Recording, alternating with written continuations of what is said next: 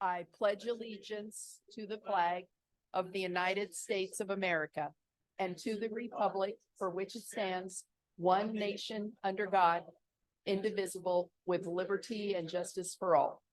Thank you, Mr. Koopman. Appreciate that. And we have our Rock'em Sock'em songsters. Little build up there. What's that? Oh, I'll just tell them why I'm not singing. I'm not gonna. Yeah, you can. Want me to introduce you? Sure, you could go for it. Who's gonna be where? I'll be here. Okay. Hello, folks. We're going to do our song, and our guest speaker is going to talk about AI today. So we thought of an old Beatles song that may have something to do with that. I'm looking through you. I'm looking through you. Where did you go? I thought I knew you. What did I know? Uh-oh. Ready? All right, here we go. Okay. 2, 1.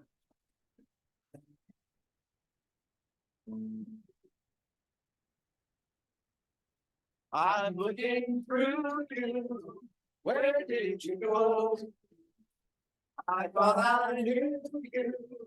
What did I know? You know my camera, but you have changed. I'm looking through you. You're not the same.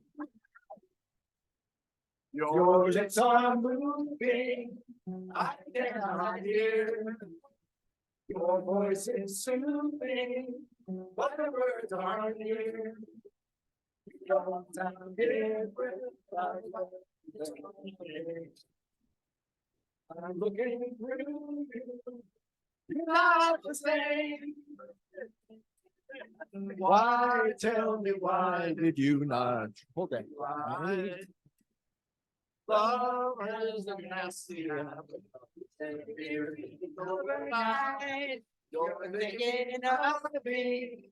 Let's say, well, wait a minute. People were about me, but not today.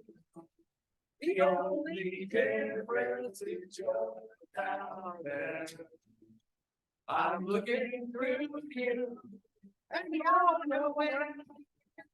Yeah, I'm looking through you. Yeah.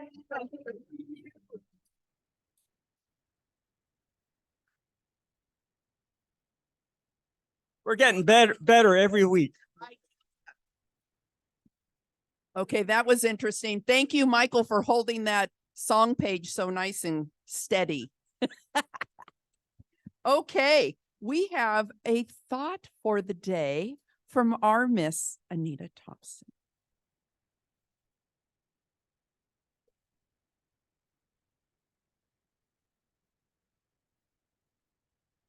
I brought notes too. Hi, good afternoon, Rotarians and guests. Before I start, I just want to thank all of you who attended our Inner Wheel fundraiser on Monday night. We did very well. It was a good movie, and thank you for your support. Now, today I have two thoughts from the Dollies. The first one is the Dalai Lama. Live a good, honorable life. Then when you get older and think back, you'll be able to enjoy it a second time. And then good old Dolly Parton. The way I see it, if you want the rainbow, you gotta put up with the rain.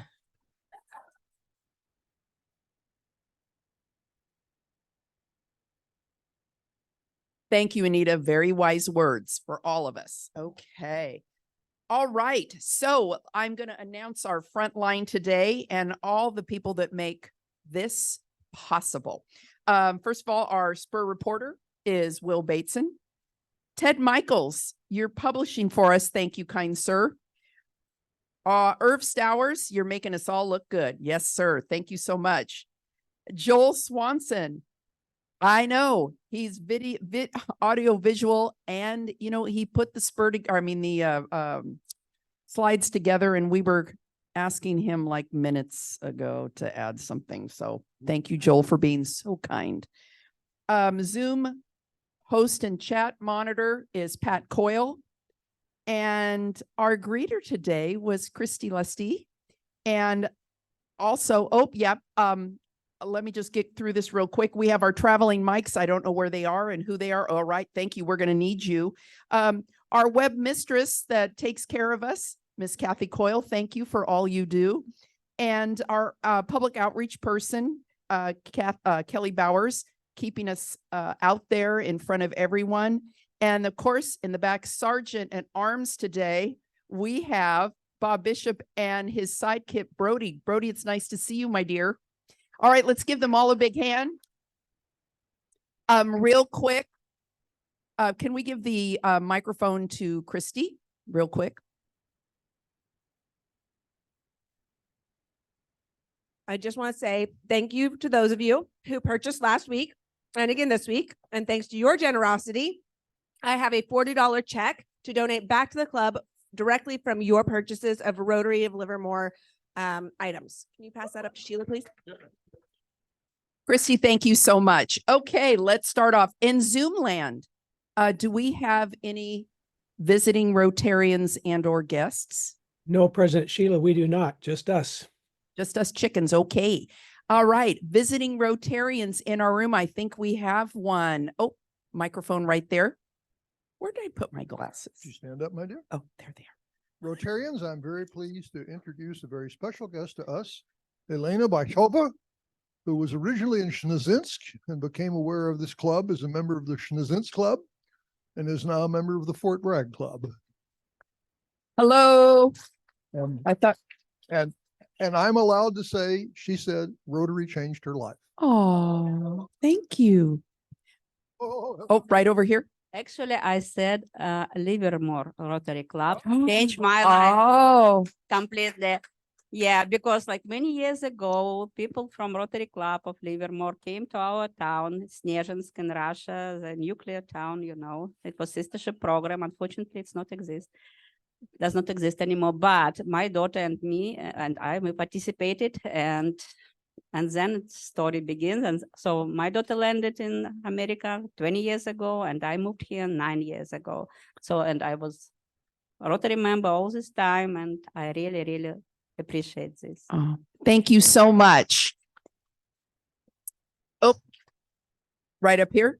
Mary Ann's going to introduce. It's very much my privilege to introduce Basant Alderroman. She is actually a good friend of mine, but she happens to be the president of the Rotarian Foundation of Livermore this year. So please welcome her.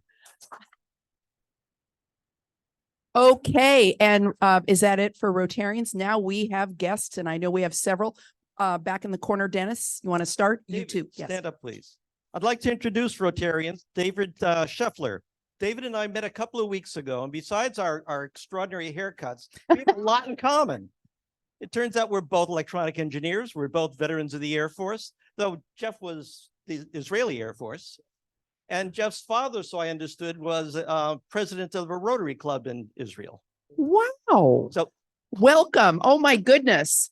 And I suspect he's kicking the tires trying to figure out whether he deserves to be in this club. Oh, you know, I want to tell you, if you're going to pick any club, this is the one right here. This is the one. All right, welcome. Okay, we have, and then over to Glenn after you're done. Hi, everybody. I'm introducing again Bruce, my friend visiting from Grants Pass, Oregon. Welcome, Bruce. Nice to see you. And then Glenn. Hello, Joe, would you like to stand up? I'm introducing my guest today, Joe Brabick. Joe and I have known each other since the early 90s when our daughters were both involved in a YMCA program that probably is called something other than Indian Princesses, but that's what it was called then. And we had a hell of a good time. Joe is an absolute technical whiz and is the Chief Technology Officer of TopCon.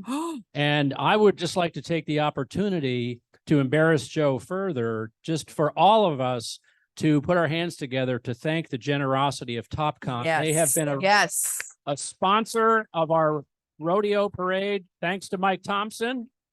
shout out to Mike Thompson for helping make that happen all those years. So Joe, welcome to Rotary. Thank you. This is my first chance to actually get out of the office since COVID and start getting involved in the community. But one thing I'd like to say is I've been here in Livermore, product of Livermore school systems. I've been here for 63 years, basically grew up in town. So Stick. We might know some of the same people. We'll have to chat later. Oh, Alan. Oh, do we have somebody? Oh, yes, sorry. Go right ahead.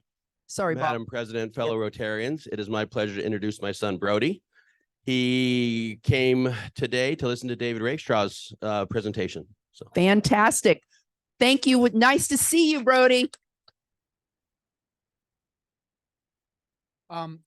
We have the police department here who are going to be inducted, so I'm not going to introduce them, but Kelly Johnson is the person who actually makes everything happen from the, the chief administrator for Chief Young. So anyway.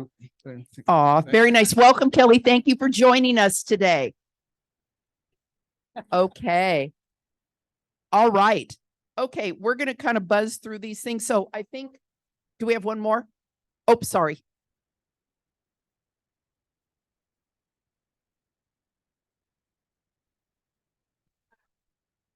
Oh, okay. Okay. All right. So our first announcements, Alan, so soon you sat down and now you got to get back up.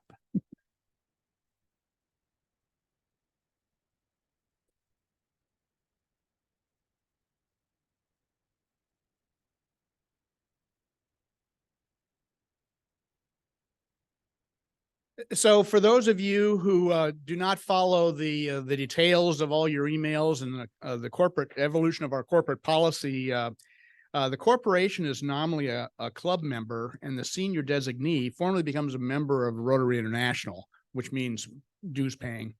The other three designees are alternates, but they are not formally members of Rotary International unless they choose to pay those additional dues. So I just give you a little ground rule of what's happening here.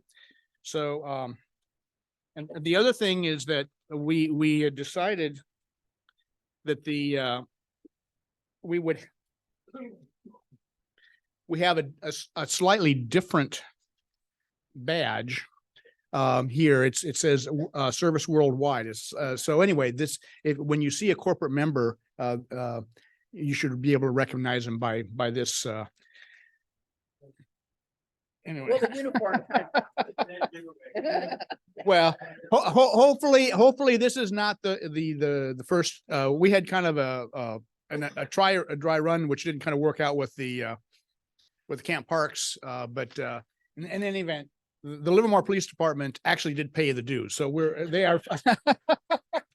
Anyway, so yeah, Chief Young, you are about to become the senior designee of the first corporate member of Rotary. Namely the police department of the city of Livermore, and Captains Boberg, Cochran, and Reynolds. You have been selected by Chief Young to be his alternates. The Rotarian who proposed you, or maybe worked on you most effectively, Mark Roberts, saw in you characteristics that would make you fine representatives of Rotary, and the club has gladly accepted your application. It is with great pleasure that we welcome you as fellow members of the Rotary Club of Livermore. Congratulations.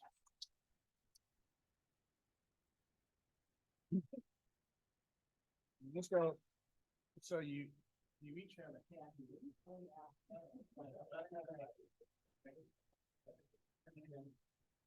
Yeah, we have one vest. Since you're the formal member, so we were not sure really about what the city of Livermore policy was about this kind of vest on police.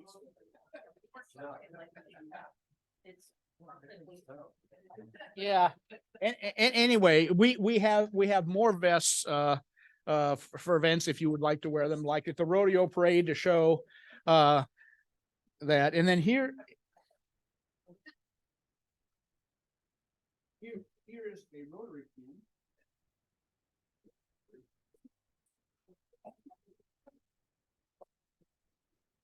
Anyway, so again, may I present Chief Jeremy Young, Captains Jason Boberg, Julie Cochran, and John Reynolds, the newest members of our Rotary family.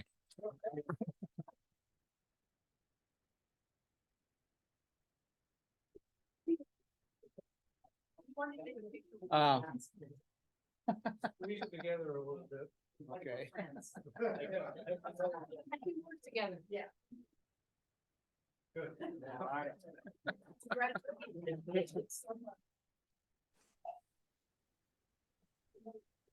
Only one here that got nervous was Mike. I don't know, Mike, what's, yeah. You didn't do it. Okay. Splend, can we give Mike the mic to Splend? He's just got a quick little announcement. Okay, we are going to have an election on December the 20th. Be here. And we are accepting nominations. If you want to make it from the floor on the 20th, you can do that. If you'd like to call me, text me, email me with anyone you'd like to nominate. And so remember, we're voting for the new president-elect. Pat, where are you? There you are, Pat. Secretary, which Joel is going to continue. And I'm going to leave the mystery on treasurer for a while. Okay. There's going to be a change, but I'm not, because Gordon got his head down, but I'm not going to pick on him. And then we have, Yeah, at the end of the day, Norm's continuing. Norm's continuing. God love you, Norm. All right. So, and then 3 directors. So be here. Great. Thank you so much, Splend. Okay.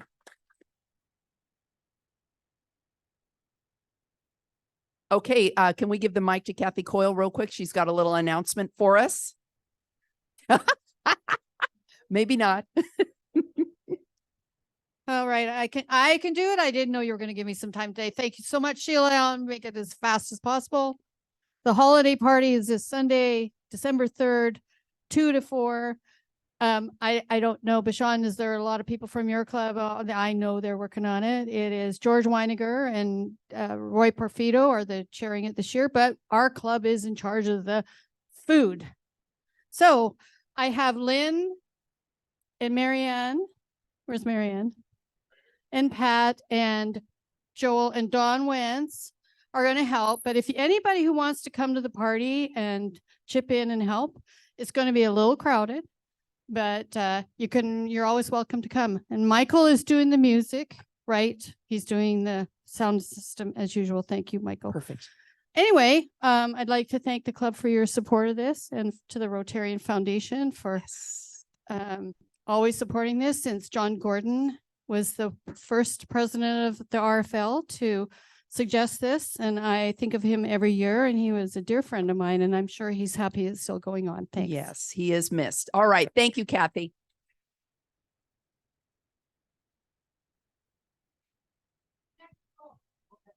Oh, yeah, it's in the next door room. Okay, yeah, it's here at the Robert Livermore Center. Thank you.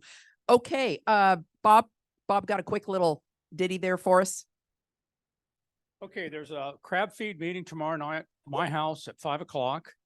That's number 1. Number 2, for the next month or so, I want you all to think you're Mike Thompson. He has an uncanny ability to get really good stuff from people to donate to the club. We need dinners for 2 or 4 at favorite restaurants in town. We need maybe mani-pedi beauty treatment. I don't know, whatever. That kind of thing. I'm impressed you know that. Golf rounds, say at Wente, Ruby Hill. Pretend you're Mike, go up and ask, and they always give it to Mike. And that's how we make our money. So keep your dues down by getting somebody else to donate something. There you go. Good call. All right. Thank you. Oh. Okay, Michael. Yes. If you haven't heard, we're having a concert for the Rotary Music Scholarship Fund. It's on December the 9th, and there should be posters or little handouts on your desk. You will see these around town, and I have more of these, and they're bigger. So that would help if you can put those up anywhere they will allow you to do so, a business, a dentist's office, an eye doctor, wherever. Tickets I have here for sale, and they're $25 in advance. And since you are all seniors, you only pay $25. David is going to be passing out a clipboard so that if there's things that you can do to help pull this off, thank you in advance. Please put your name down and it'll give you an idea of what I need, what we need to pull this off at the concert. Let your neighbors know what's going on. You can hand them little flyers and I have those for you. Donations. It's wonderful that people are donating to this and not even taking tickets. There's several people in this room that I thank with all my heart. Hundreds of dollars so far just in donations. So if you want to donate and not go to the concert, you can do that and I will give you tickets. You can give them away.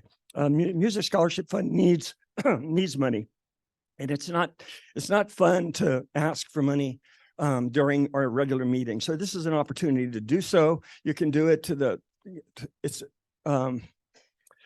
please do it. We need the money. Okay. I haven't done a concert like this in a long time, and it would be wonderful to see everybody there. I love music, and I think that you guys will enjoy what we're presenting this week or next week. Wine. We need wine. If you have a bottle of wine at home, you want to bring a bottle of wine, let me know. Call me. I'll go get it. Treats. If you want to bake something, Diana Geyer said she'll bake cookies. Wonderful. If you want to go to Costco and get a flat of cookies, do it. We need that. For everybody that needs an intermission, there will be an intermission at the show. So you can sneak out or you can do whatever you do during intermission. Have a glass of wine. We will have wine and beer, hopefully. And that's about it. I've got the clipboard passed around. Let me know if you want tickets. Write it out to the Rotary Foundation of Livermore and mark Music Scholarship on the bottom, and I will take your checks here now. Thank you. Mike, thank you so much. I love this program because I understand it helps kids, not just the ones that are, prodigies, but kids that really, really want to have are talented, but don't have the means to afford lessons or what have you. So to me, that's why this is so important. Okay, next. Oh, tonight. Mike. Can Mike have a mic? I just have been waiting to say that. Yes, tonight is our early Christmas party. Jackie has kindly made available her facility. Excuse me. It's nicely decorated. You'll have a great time. 5:30 to 7:30. Anita's bringing some malt cider. So for those of you who don't want to drink alcohol, but anyway, hey, don't cut them out. It might be after hours. If your last name begins with A through L, if you'd bring an appetizer or dessert. So whatever. And the rest of you, if you'd bring something, cold cuts, hot dish, whatever, for 4 people as a rule of thumb. So we look forward to all seeing you there.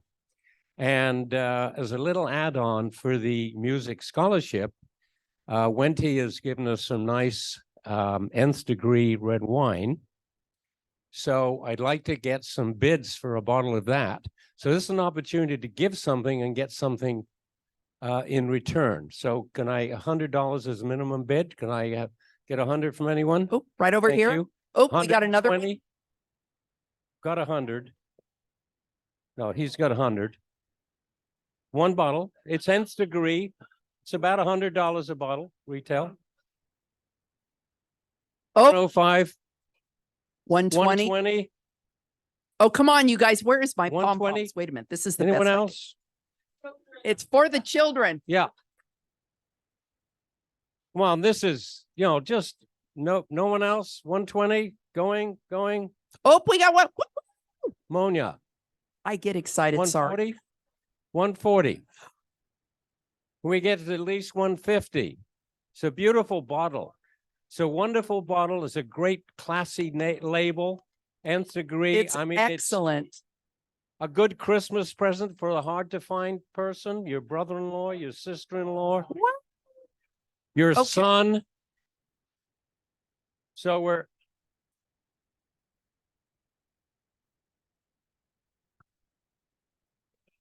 No. We're going to be up in the lobby. It's right in the main. In the main where all the decorations are. Yeah. Yeah. You see all the nice gifts Yes. you can buy. Shop. We're 150 right now, I think. No, 140. 140. Okay, 140. 150. Ooh. Anyone Okay, else? 150 going once. Okay. Twice. 160. 160. 170. or 200? 200, Jack, thank you. Anyone else? 200. Okay, Jack, thank you very much. All right, Jack, you are a rock star. Okay, I have another smaller. This is a brewery down in Escondido. They have 2 or 3 other branches. This is a Stone Brewery. It's an all bark, no bite imperial milk stout with lactose chocolate and mint flavor. My wife loves it. It's chocolate. Now, I know that Mike Morgan is not a big wine drinker. So I bought this really for him. And it's a donation. What do you think, Mike? What donation? $50. All right. Can I have 70? Yeah. Hey, you know, in all Hey, fairness, think about this. If you had to drive down to Escondido, yeah, stay overnight before you drove back, be a lot more than $50. So what about 70? Anyone? Quickly. All right, Mike, we're time. All right, Mike, thank you so much. You have Mike. to share that fantastic flavors. Okay, we have 2 quick brags. I'd like to call on Carolyn Siegfried. Can we give her a mic?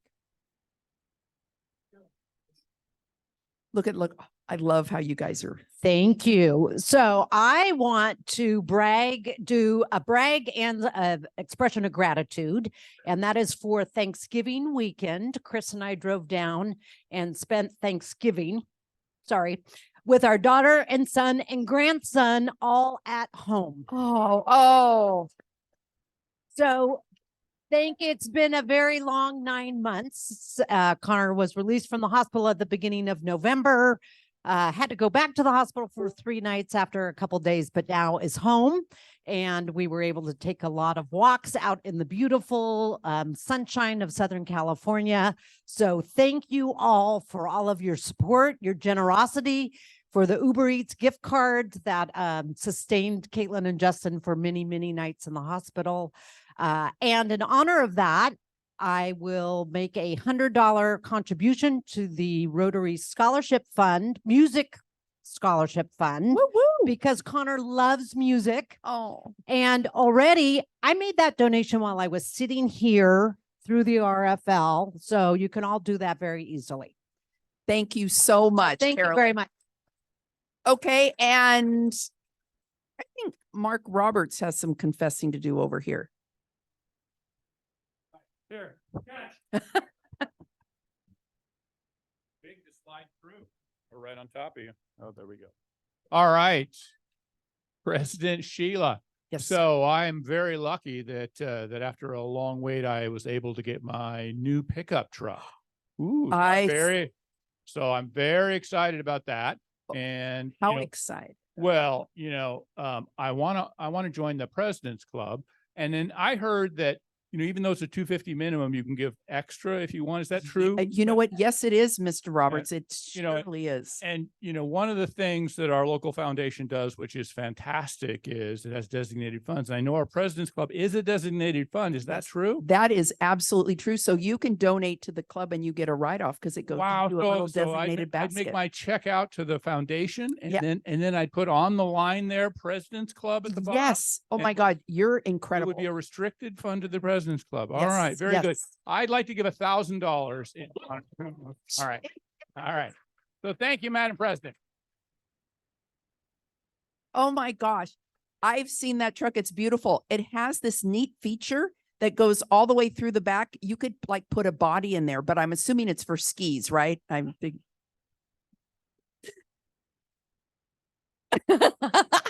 Okay.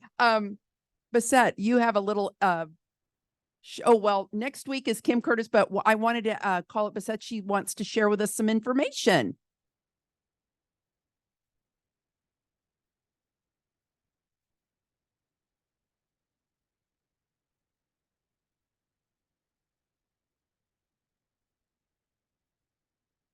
Good afternoon, everyone.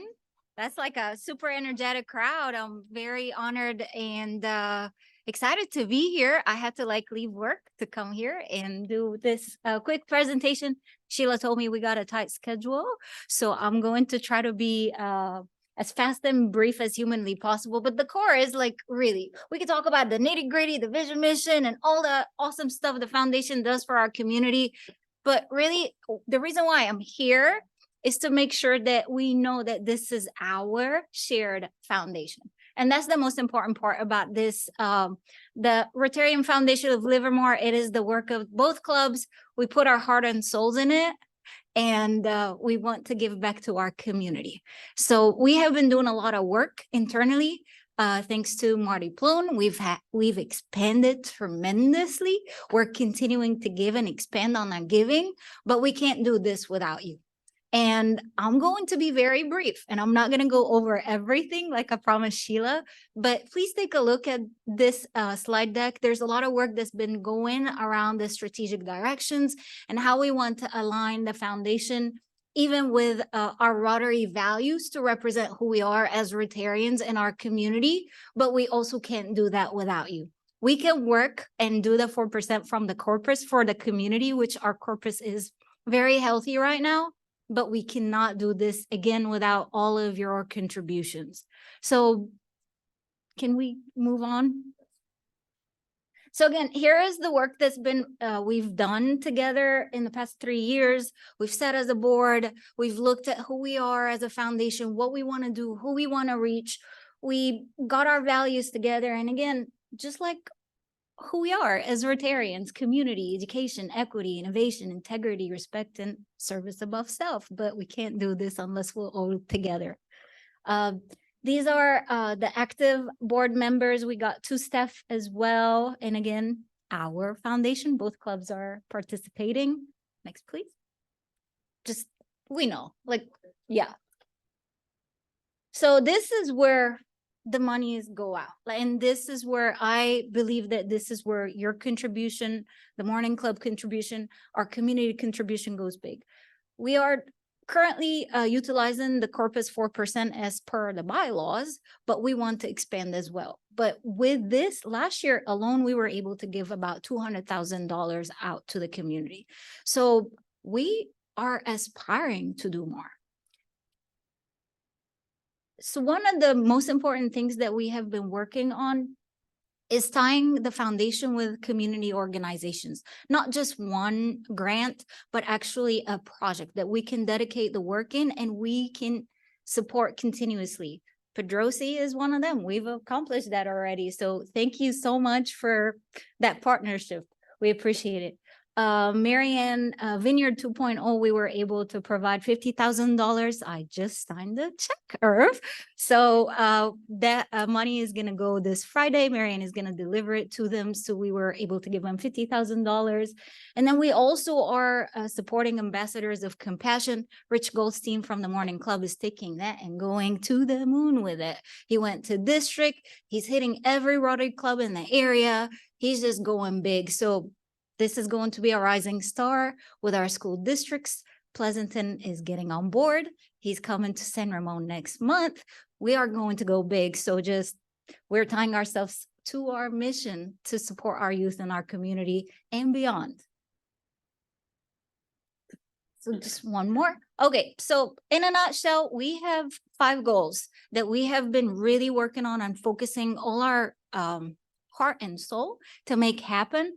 And this year we're focused on the strategic directions because we want to update our bylaws to match what our board members that are representing of the 2 clubs really feel this foundation should focus on. So I'm not going to get to the details again for the sake of time, but if you have any questions, please reach out to me or any of the board members. We're all involved in the process. And then we're going to take what the strategic committee advises us, and then we're going to look at our bylaws and make sure we're aligned to our Rotary mission as well. One more. All right. Fun stuff, right?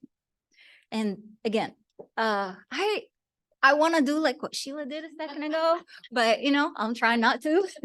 I'll leave that to you, but please go ahead. I mean, you heard about the restricted funds, you heard about all the ways to give, but the restricted funds is really restricted and it doesn't impact us. But if you want to go in and donate, we are in the season of giving. Please help us out. All these monies goes back to the community. That's the goal really of the foundation. We get the money, we put it out, and we're trying to expand and reach more community organizations to help our community thrive.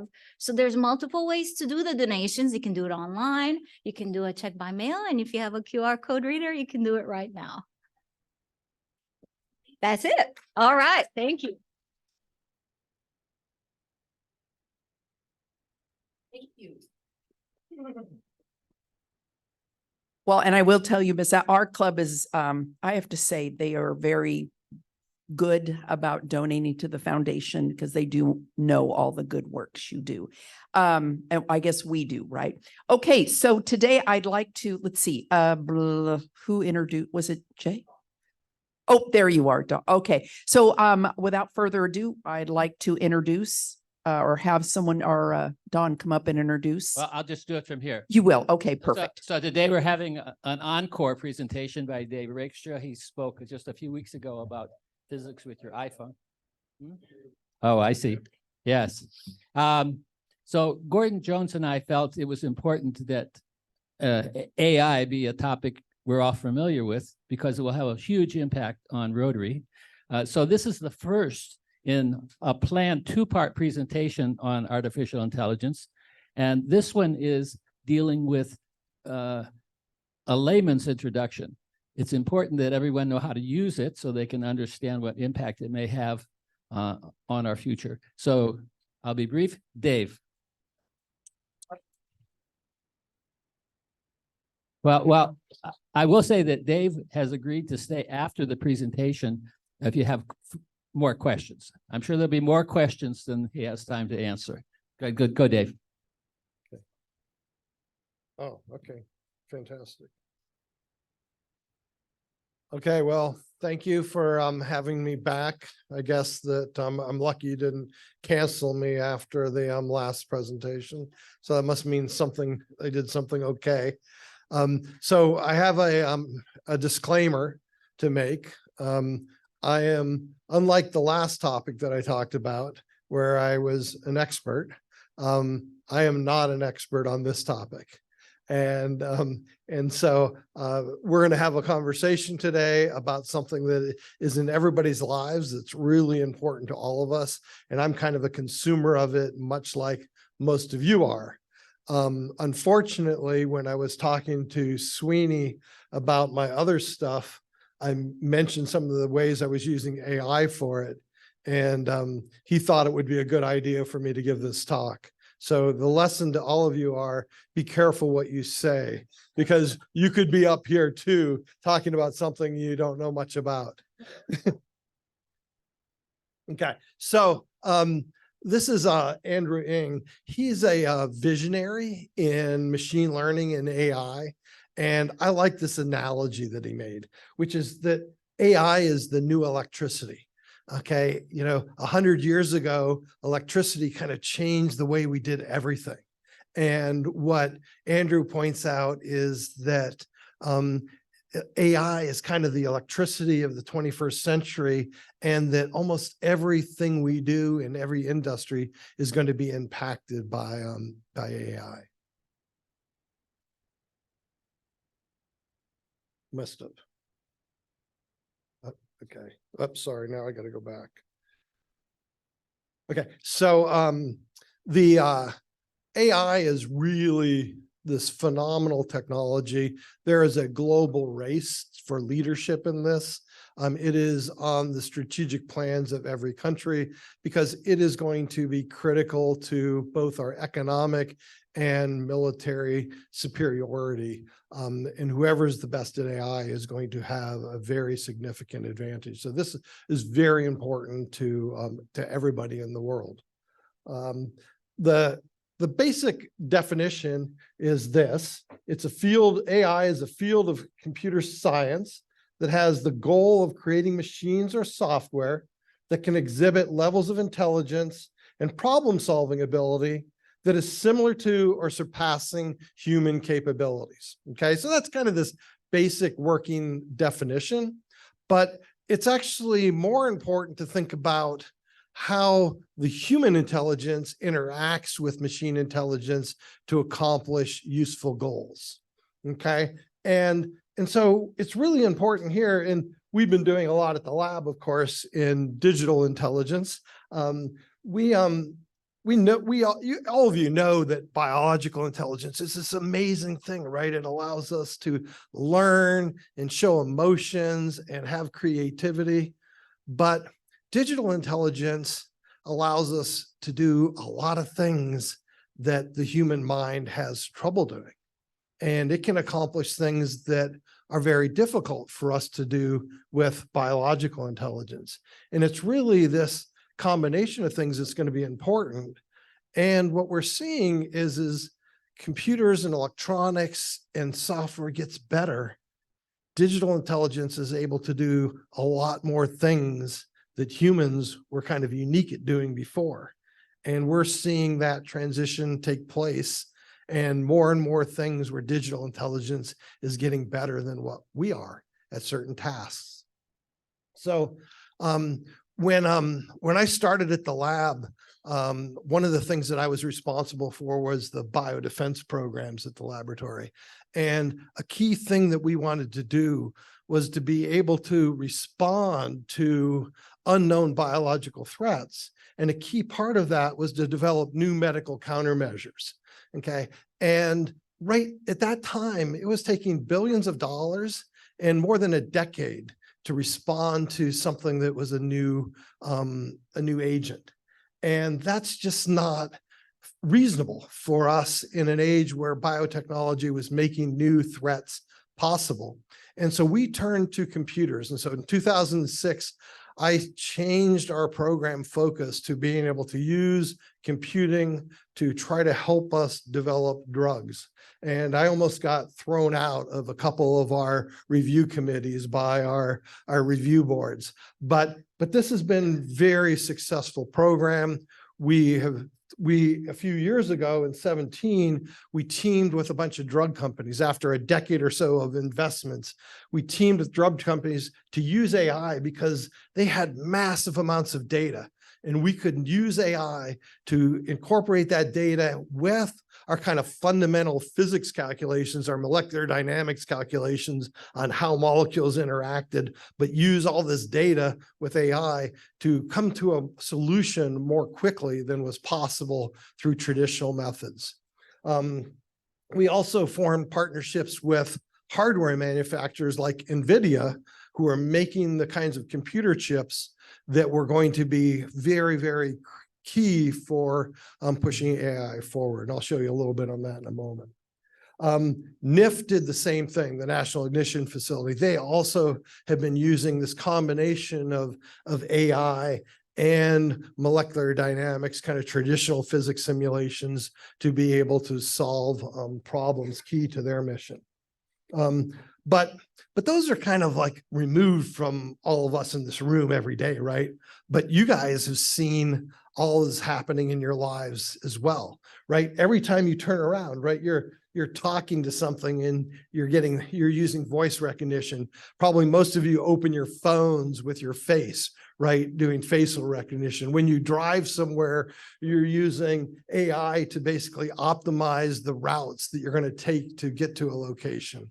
Every time you use your credit card, you're having the credit card services using AI to look for fraud.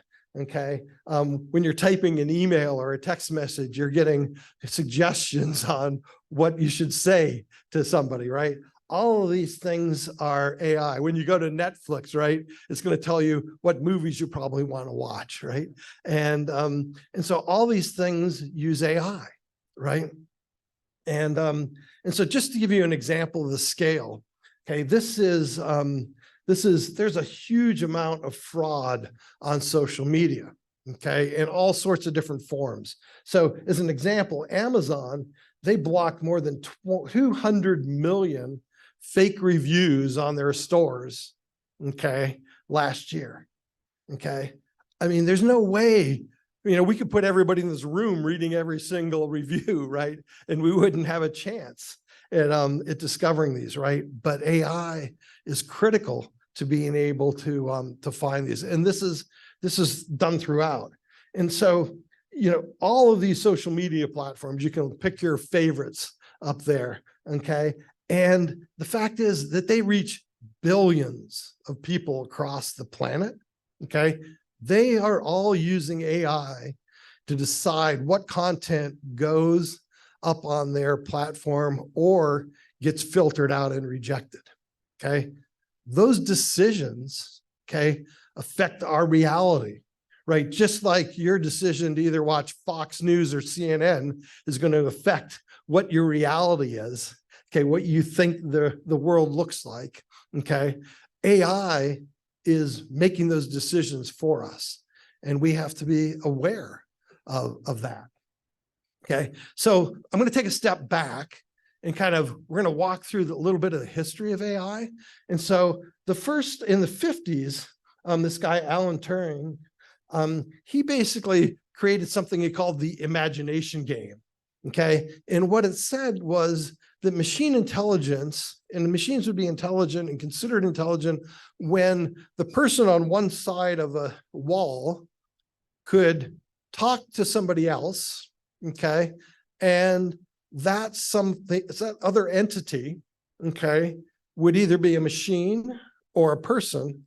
And could that machine fool the individual to thinking it really was a person, that they couldn't tell the difference?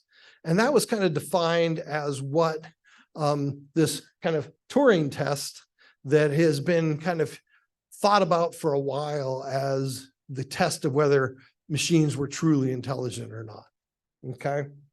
In the 60s, artificial intelligence really became a real academic discipline in universities and colleges.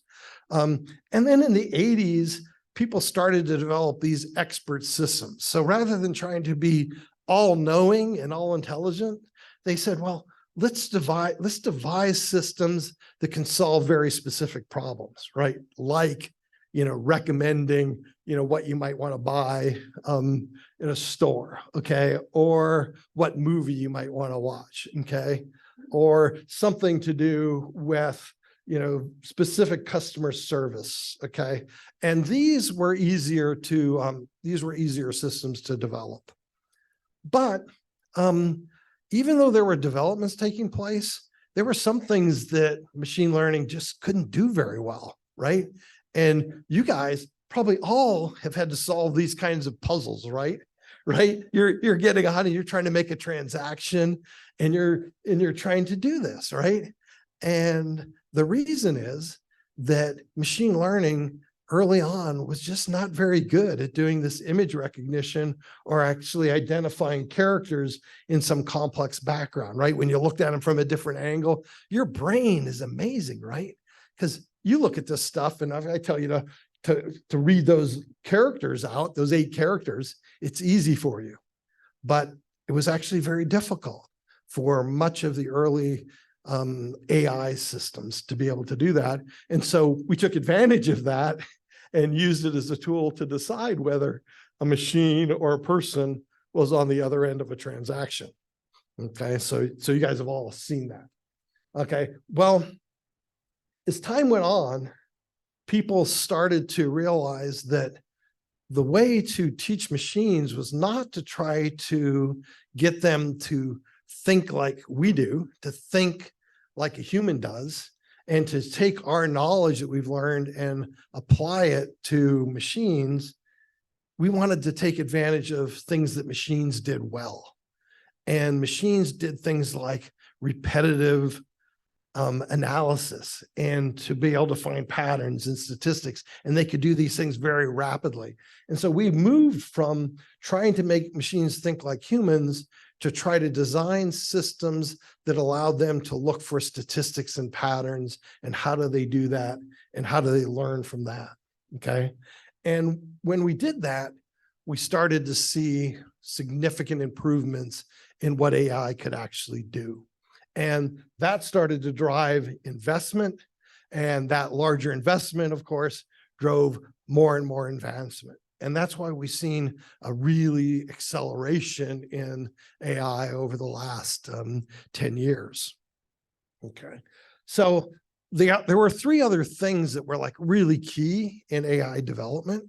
One of them was that the availability of information and data is now enormous, right? There is so much that's available cheaply and rapidly in digital form from both things that are kind of traditional, but also, you know, every device we have is hooked up to the internet. There are massive amounts of data telling us about the world, and AI now can access that to learn from, to go forward.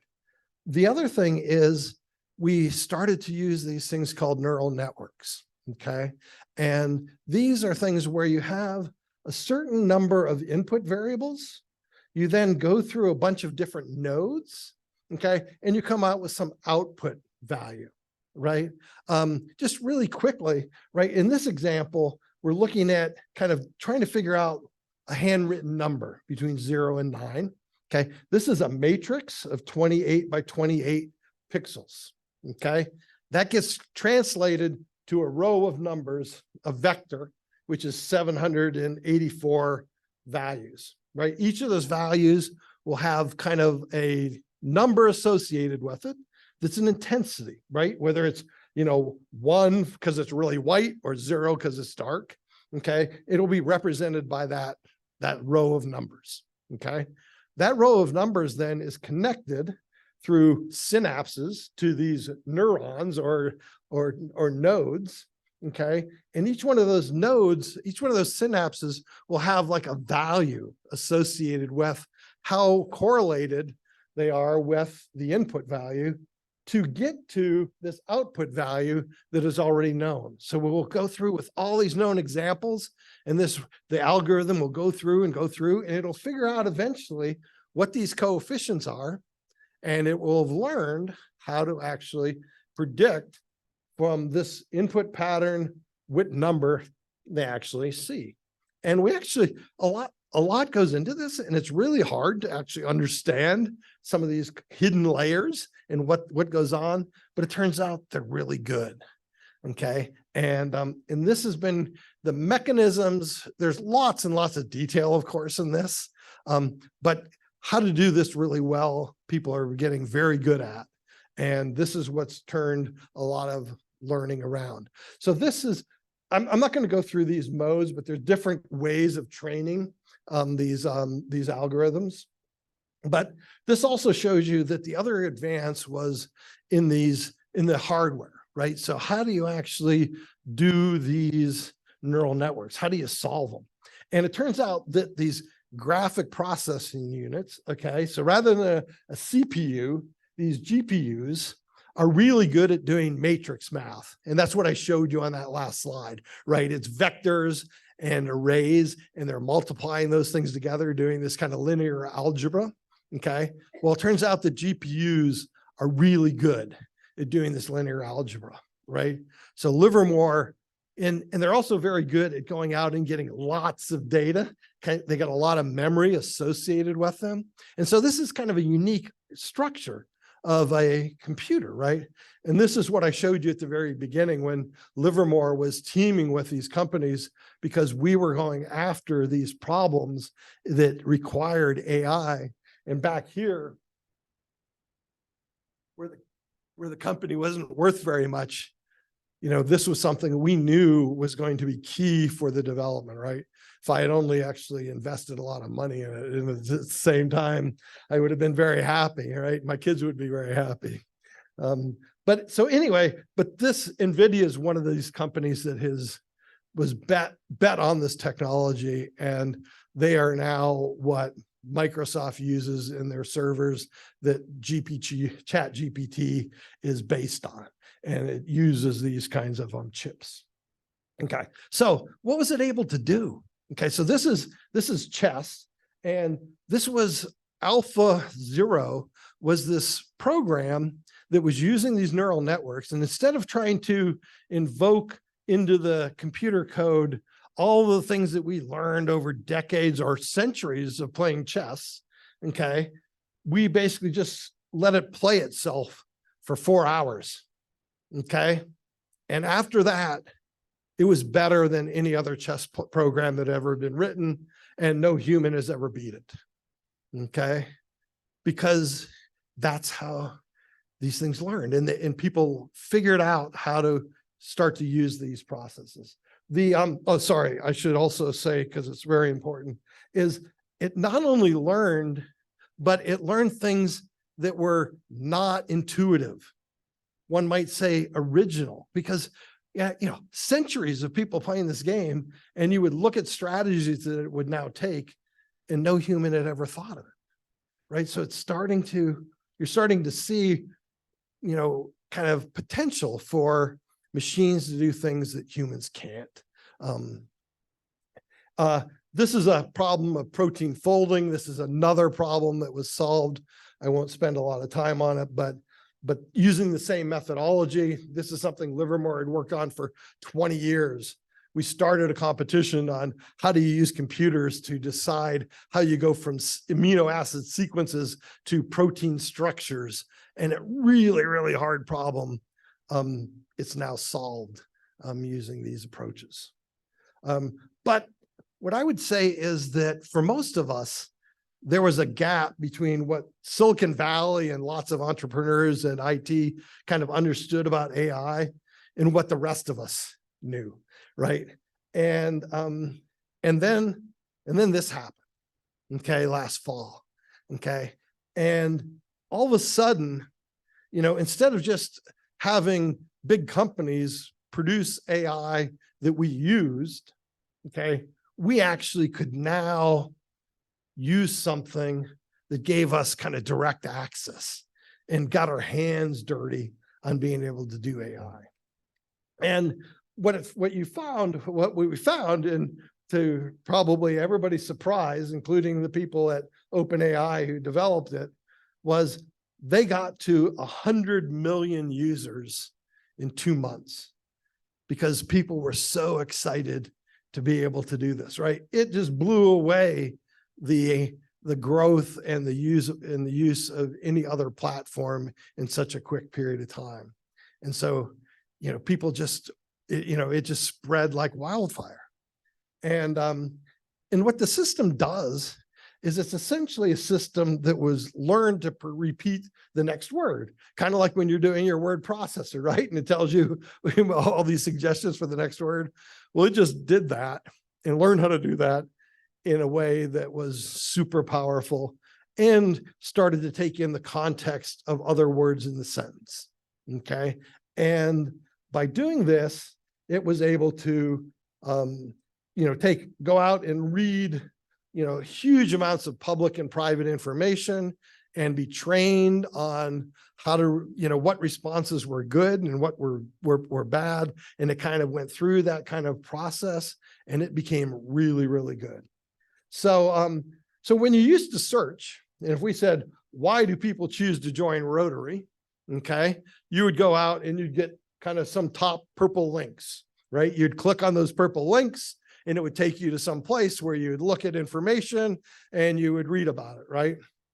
So you can all be much more lazy now, because now you can go to ChatGPT and you can say, why do people choose Rotary? And it will give you some long, detailed answer in human language. And this was a summary that it put, but the problem was the language is all too tight. And I mean, there was a lot there. I couldn't put it on the slide. And so I went in and I changed my question. I said, provide it in 3 concise sentences that answers the question and include reference to the Livermore Rotary Club in California. Okay. And it said, okay, people choose to join Rotary for its unique combination of community service, professional networking, and international connections. Rotary provides members with opportunities to engage in impactful local projects, fostering a sense of civic responsibility. For instance, the Livermore Rotary Club in California offers a vibrant community where individuals can contribute to meaningful service initiatives, build professional relationships, and make a positive impact on both local and global scales, right? So who could have done that better, okay, in, 1 second? Okay. So pretty amazing what it's able to do, right? So what else can it do? Well, it does better than 90% of the kids taking the SAT exam. Okay. It can pass all these advanced placement tests that give you credit in college. And if you want to wait till after college, it basically did better than 90% of the people trying to become lawyers taking the bar exam. And it passed all three parts of the US medical licensing. So it's pretty darn good. So I think that Turing probably would have said it passed the imitation game, right? But there's more, okay? You can tell it to draw you something, and it will draw you something. So you guys remember what my last talk was about, right? So I said, create an image for a physics education outreach project that's using the sensors and smartphones to conduct physics experiments. Okay. These are the drawings that it did for me in a few seconds. Okay. It would have cost me thousands of dollars if I went to the Livermore Art Department, okay, and asked them to create me some of these things, right? I mean, these are pretty good, right? For like just telling it what I want, right? But there's more. Okay. I have one of the things that I was doing is I was measuring kind of the tremors in my hand using the smartphone, and it can measure kind of the oscillations. And I use a spreadsheet to try to do the Fourier transform of the data to produce frequencies. And it's kind of hard for kids. And so I thought, well, maybe there's a better way to do it. Let me just ask ChatGPT to write a Python program to basically take in data from the spreadsheet that the software in the phone just automatically puts in there and do the analysis. So it basically wrote the code for me. And I can now just take that code and pop it in and run it and get the job done. And this is trivial stuff, but almost all professional programmers right now are using these kind of tools to do all the simple stuff because they're so good at it. So of course, there's huge amounts of other companies now trying to develop these large language models. Okay. They're incorporating them into tools like ChatGPT, and you can get on ones by Google and Meta and X and to do all sorts of to do things like this. Okay. The other thing is that these tools can be used by others. So there are thousands of new companies being generated right now that are using these tools to do very specific things and create new businesses. There are now over in 1 year, right? There's now 2 million registered developers using ChatGPT to develop new products for you and start new companies using that technology. Every one of us, every day, I use these tools to help me in my job. Okay.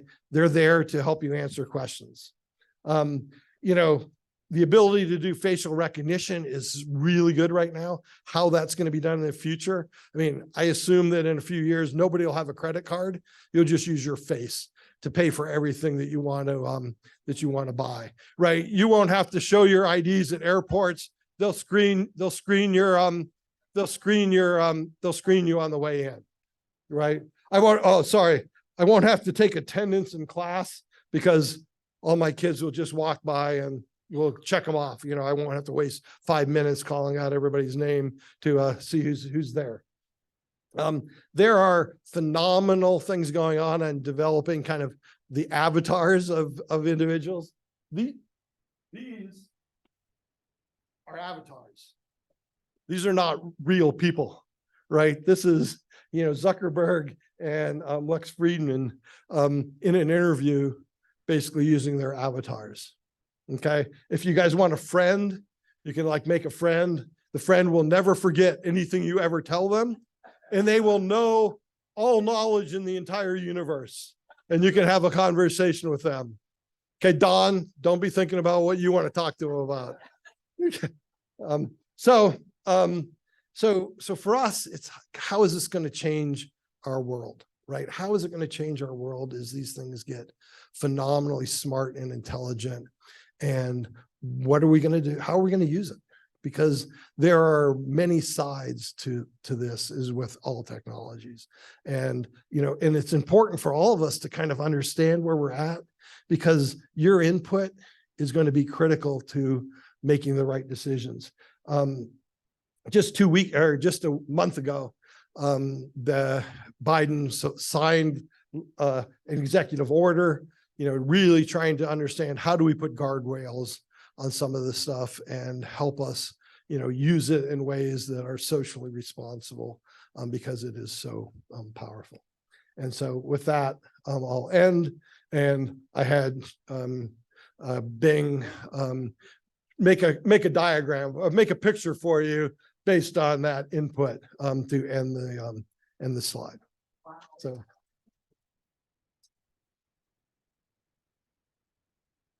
Okay. Well, that is amazing. And I know we're at the end, but I wanted to present you with a nice little bottle of wine. I think last time it was olive oil, so we want to make sure that we balance things out. Thank you so much. And I understand you will hang around because I know we've got some questions in the room. And again, let's give him a big round of applause. That was amazing. Wow. Okay, two quick things. We've got our raffle. And next week is, help me out. Okay. Goodness Village, Kim Curtis. Now, before we do the number, I just want to let you know, next week I am going to Vegas for a conference.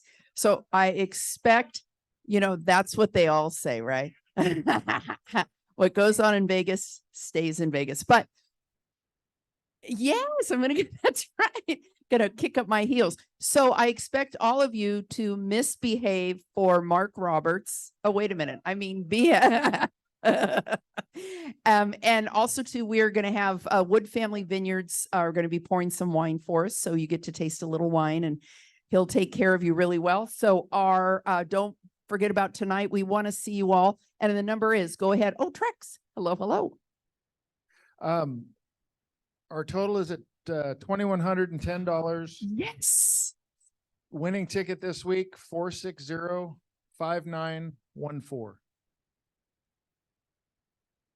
Last four numbers, 5914. There we go. Jack. Oh, all right. Okay, ladies and gentlemen. Oops. I hope to, oh, yes, sir.